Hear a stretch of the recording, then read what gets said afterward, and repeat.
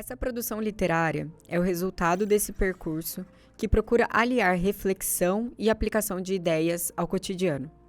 Nessa obra, eles fogem do lugar comum e nos desafiam a pensar com densidade teológica. Requerem dos leitores certa dose de maturidade e abertura ao diálogo com fontes. Autores e temas não tão utilizados e compreendidos de maneira geral no meio evangélico. Aqui, colocam em xeque o senso comum, aquele que permeia o inconsciente coletivo dos crentes, que é repetido e não criticado, e que impossibilita, ou pelo menos nos distancia, da interação teológica com o outro, o diferente, o não crente na sociedade contemporânea. Nesse sentido, o conteúdo nos provoca a uma perspectiva missiológica da teologia, que é a busca pela atuação e participação da pessoa cristã que vive na sociedade e ali age coletivamente como igreja.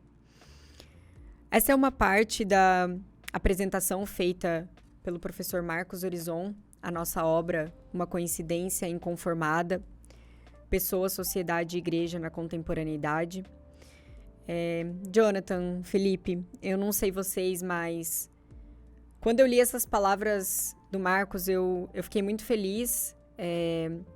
Eu acho que nós conseguimos transmitir coisas sérias, profundas e necessárias através dessa obra, desse escrito. Trabalhamos temas que são indispensáveis à reflexão cristã comprometida com o Evangelho, né? Comprometida com caminhar como Cristo caminhou. Uma das coisas que vem sendo parte dos meus estudos de uma maneira geral é o estudo da narrativa da criação, né? O quanto nós precisamos voltar a compreender a nossa imagem e semelhança com Cristo e o quanto nós precisamos voltar a entender que tudo o que nós temos na sociedade, tudo o que nós temos na natureza e nas pessoas, nas nossas características, nos nossos sentimentos, é parte dessa imagem e semelhança de Cristo. E eu queria saber de vocês também o que mais mexeu com vocês quando a gente fez essa releitura dessa obra, né? Um tempo depois da nossa publicação. Ou seja, nós fizemos esses escritos, refletimos nele, preparamos a publicação, publicamos o livro. E depois, quando a gente volta a essa obra, passado esse tempo, como ela fala conosco enquanto leitores e não mais escritores, né? Quais são os temas que ainda reverberam dentro de nós e nos fazem pensar, poxa, isso é essencial para uma pessoa cristã diante de uma igreja que está inserida numa sociedade. Então, queria propor assim, esse diálogo para a gente trazer essas temáticas da nossa obra. Bom, Mari, para mim foi uma experiência muito boa, não só escrever, mas também quando nós voltamos e lemos pós, né, a escrita, acho que é uma outra experiência de fato que a gente acaba tendo. Mas uma palavra que, para mim, marca muito essa obra que a gente escreveu é a palavra diálogo, que aparece principalmente no tópico 4, por mais que permeie por toda a obra, né, mas acho que no tópico 4 a gente acaba explorando isso um pouco mais, né, a ideia do diálogo com o mundo de uma forma geral, né. Quando nós falamos de uma teologia que é voltada na contemporaneidade, né, para o Evangelho, não tem como nós falarmos sem ter essa palavra diálogo, né? Porque se a igreja ela quer de alguma forma ser relevante ou fazer missão, é preciso que ela interaja com o mundo, que ela esteja encarnada, né? Então, pessoalmente, assim, essa é uma das palavras que eu mais guardo com carinho nessa obra. E também acho que é muito válido uma reflexão que é a questão de onde está, então, a tradição, né? E como nós fazemos um diálogo, né, da tradição com a contemporaneidade, né, que é necessário também que a gente não descarte tudo que a gente já estudou e tudo que foi escrito, né, mas que nós façamos um filtro daquilo que é relevante para a gente, daquilo que é necessário nos dias de hoje, com coisas novas, né, com aquilo que é necessário para o nosso tempo.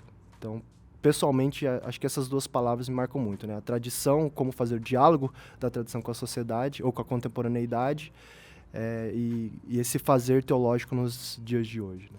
Isso que você fala é bem interessante, porque me parece que as pessoas hoje elas têm medo do novo. E quando você tem bem guardado dentro de si princípios e valores que são evangélicos, no sentido de próprios do evangelho de Cristo, é muito mais fácil de você conseguir dialogar com o novo sem medo de perder as suas estruturas, as suas bases, né? Sim.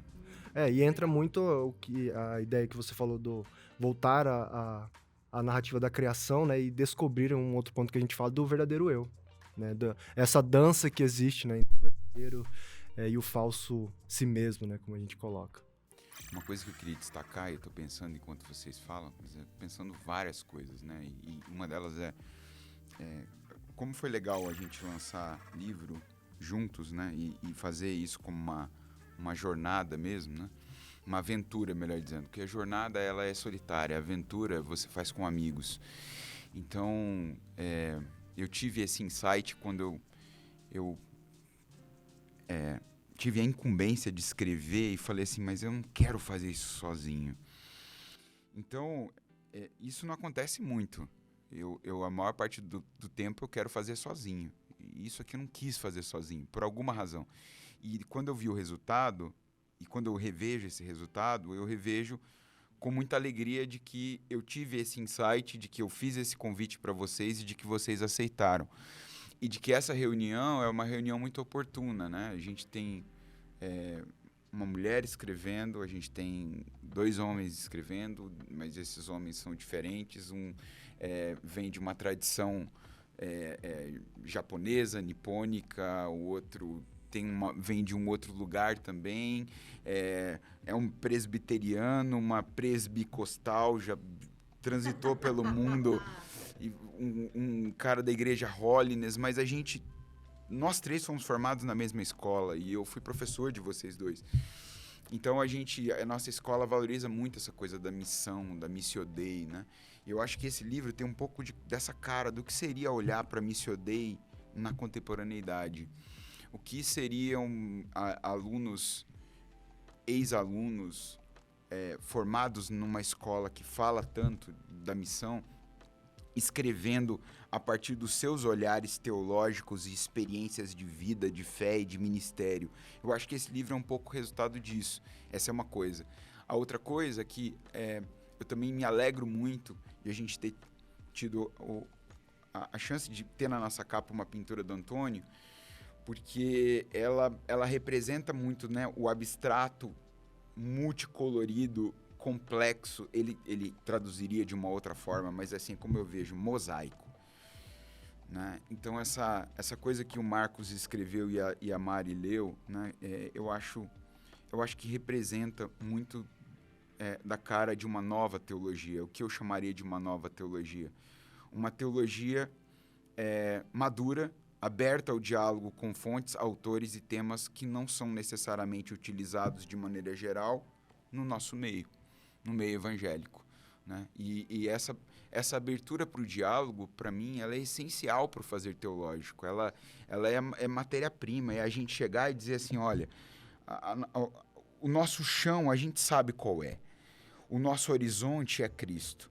Então, a gente vai compor com o que quer que nos pareça interessante, substancial e que tenha liga, que dê liga. Não importa que seja um filósofo e um místico, não importa que seja um artista plástico e